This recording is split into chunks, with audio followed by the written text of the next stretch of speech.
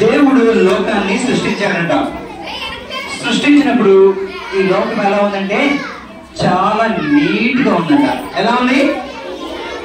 అందుకే యేసయ్య తను చేసిన లోకాన్ని చూసుకొని ఇది మంచిగా ఉంది అనుకున్నాడు. ఎందుకు మంచిగా ఉంది అనుకున్నాడంటే అక్కడ అల్లరి లేదు, అబద్ధాలు లేవు, చెడ్డ మాటలు లేవు, తప్పులు లేవు, పాపాలు ఏమీ కూడా లేవు. కాబట్టి దేవుడు తను చేసిన లోకాన్ని చూసుకొని సూపర్ అనుకున్నాడు యేసయ్య. అయితే అక్కడ ఇంకొక వ్యక్తి ఉన్నాడు, ఆయన పేరు సాతాన్. ఏం పేరు? సాతానికి యేసయ్య అంటే కోపం.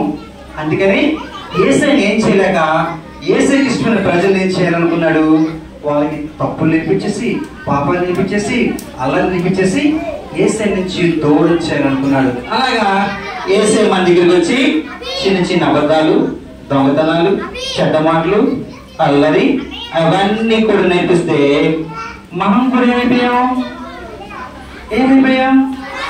సాతాను బిడ్డలం అయిపోయాం.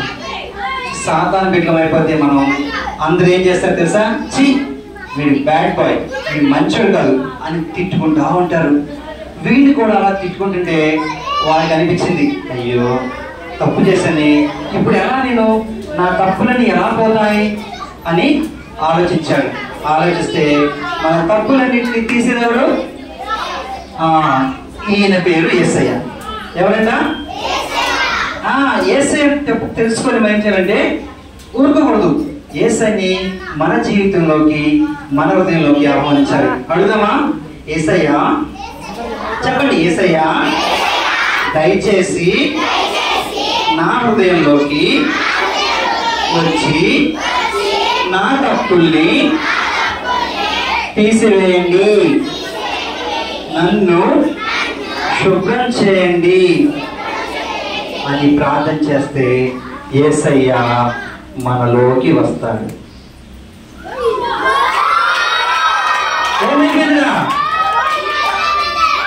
మనలో ఉన్న తప్పులన్నీ, పాపాలన్నీ, చెడ్డలన్నీ కూడా పోయినాయా?